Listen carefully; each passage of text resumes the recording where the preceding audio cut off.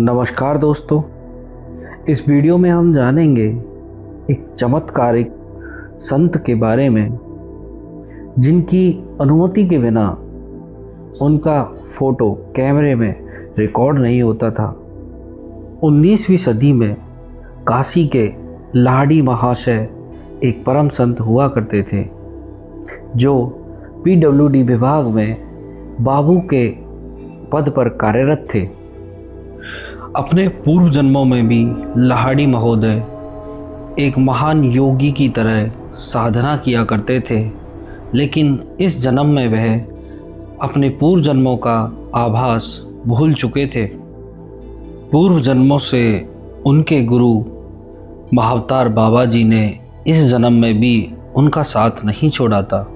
महाअवतार बाबा जी, जिनका वर्णन autobiography of योगी पुस्तक में आता है कि उनका शरीर 20,000 साल से एक 24-25 वर्ष की आयु के युवा की तरह बना रहता है।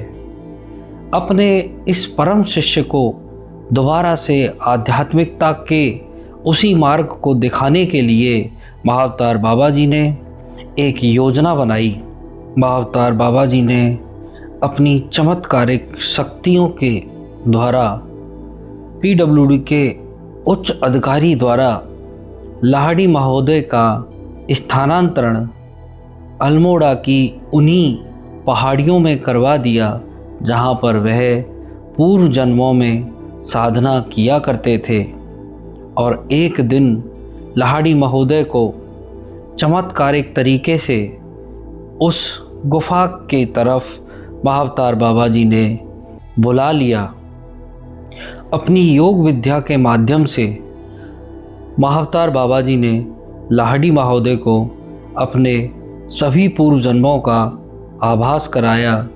जब लाहड़ी महोदय को यह ज्ञान हुआ कि उनकी साधना अधूरी रह गई है, तब महाअवतार बाबा जी से उन्होंने प्रार्थना की कि हे गुरुदेव, मुझे आप अपने पास ही रख लें।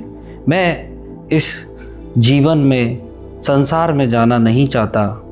परंतु महाअवतार बाबा जी ने लाहड़ी महोदय को आदेश दिया कि तुम्हें गृहस्थ में रहकर आध्यात्मिकता का रास्ता अपनाना है और संसार में रहने वाले समस्त जीवों को बताना है कि गृहस्थ में रहते हुए भी आध्यात्म का रास्ता अपनाया जा सकता है, उस परमात्मा को प्राप्त किया जा सकता है।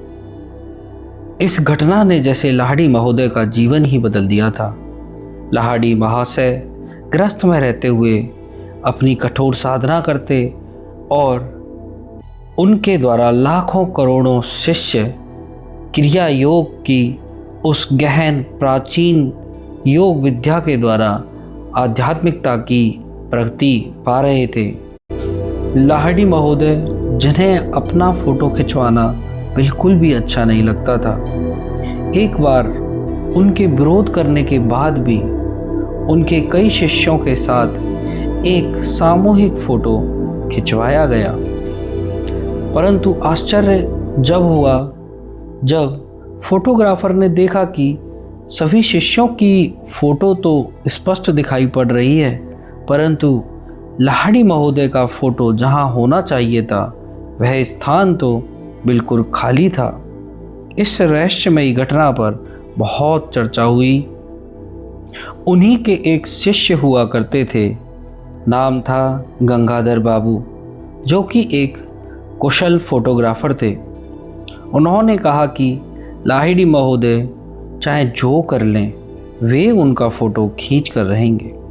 अगले दिन सुबह जब लाहिड़ी महोदय लकड़ी की बेंच पर पद्मासन में बैठे थे और उनके पीछे कपड़े का पर्दा भी लगा दिया गया, तब गंगाधर बाबू अपने कैमरे व अन्य सामान के साथ वहां पहुंच गए।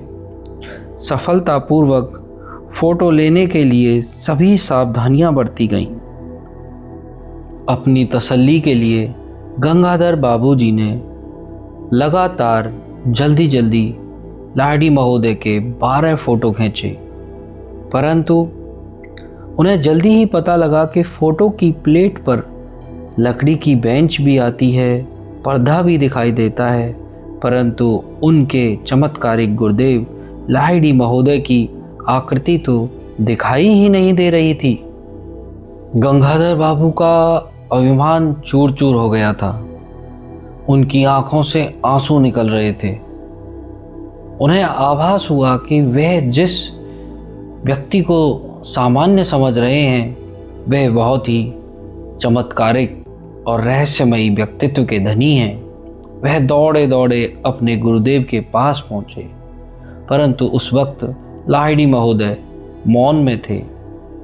कुछ घंटों के मौन के बाद गुरुदेव ने जब मौन तोड़ा तब कहा, मैं ब्रह्म हूँ, क्या तुम्हारा कैमरा सर्वव्यापी अगोचर का चित्र खींच सकता है?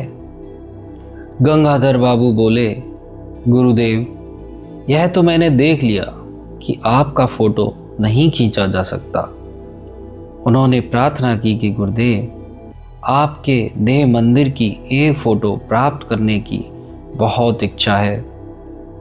इस प्रार्थना को सुनकर लाहिड़ी महोदय ने अपने शिष्य से कहा, तुम कल सुबह आओ, मैं तुम्हारे कैमरे के सामने बैठकर फ़ोटो खिंचवा लूँगा। दोबारा से गंगाधर बाबूजी ने कैमरे में अपने गुरुदेव की फ़ोटो ली। तब इस बार रहस्यमयी महापुरुष लाहिड़ी जी की आकृति प्लेट पर आ गई थी। योगानंद परमहंस जी बताते हैं कि इसके बाद लाहिड़ी महोदय जी ने अपनी फ़ोटो कभी नहीं खिंचवाई। योगानंद जी की पुस्तक ऑटोबायोग्राफी ऑफ योगी पुस्तक में वह आज जो प्रचलित फ़ोटो लाहिड़ी महोदय जी की दिखाई देती हैं वो वही एकमात्र ली गई फ़ोटो है। लाहिड़ी महोदय इस फ़ोटो में एक रहस्यमयी मुस्कान के साथ बैठे हुए हैं। लगता है जैसे कि वे ईश्वर के साक्षात्कार के आनंद में डूबे हुए हैं।